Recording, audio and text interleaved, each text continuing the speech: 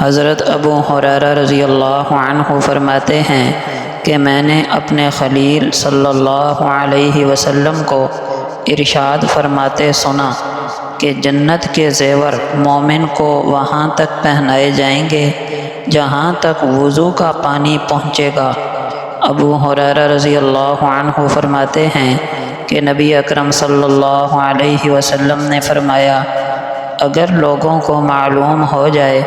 کہ اذان دینے اور پہلی صف میں نماز پڑھنے کا کتنا ثواب ہے، پھر ان کو اذان اور پہلی صف میں نماز کا موقع ہی نہ ملے سوائے اس کے کہ وہ اس میں قرعہ اندازی کریں تو وہ قرعہ اندازی بھی کرنے لگیں۔ نبی اکرم صلی اللہ علیہ وسلم نے فرمایا، جس شخص نے 12 سال اذان دی اس کے لیے جنت واجب ہو جاتی ہے،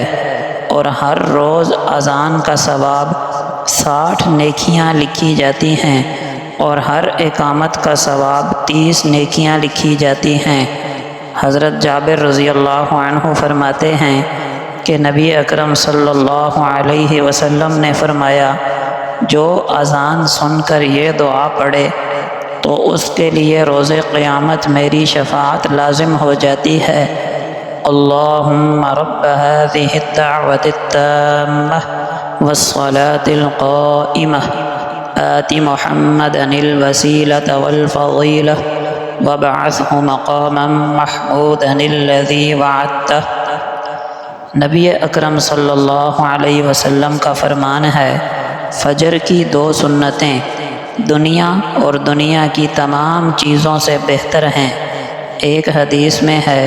کہ یہ 2 رکعتیں مجھے تمام دنیا سے زیادہ محبوب ہیں۔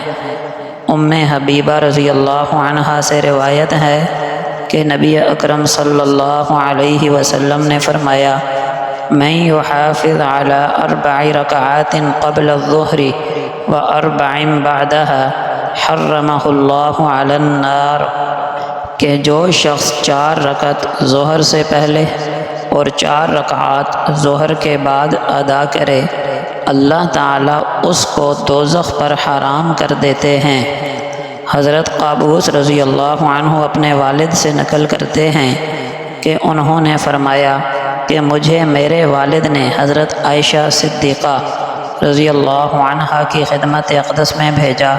کہ جناب رسول اللہ صلی اللہ علیہ وسلم کو کون سی نماز زیادہ محبوب تھی جس کی آپ پابندی کرتے تھے؟ تو حضرت عائشہ رضی اللہ عنہا نے فرمایا، آپ صلی اللہ علیہ وسلم ظہر کی نماز سے پہلے 4 رکعات ادا کرتے، ان میں لمبا قیام کرتے، رکوع اور سجود اچھے طریقے سے ادا کرتے۔ حضرت ام سلمہ رضی اللہ عنہا فرماتی ہیں کہ نبی اکرم صلی اللہ علیہ وسلم نے فرمایا، من صلی 4 رکعات قبل العصر حرم اللہ بدنہ علی النار، جو شخص نماز عصر سے پہلے 4 رکعات ادا کیا کرے، اللہ تعالیٰ اس کے بدن کو دوزخ پر حرام کر دیتے ہیں۔ ایک روایت میں فرمایا، رحم اللہ امرأ صلی قبل العصر 4،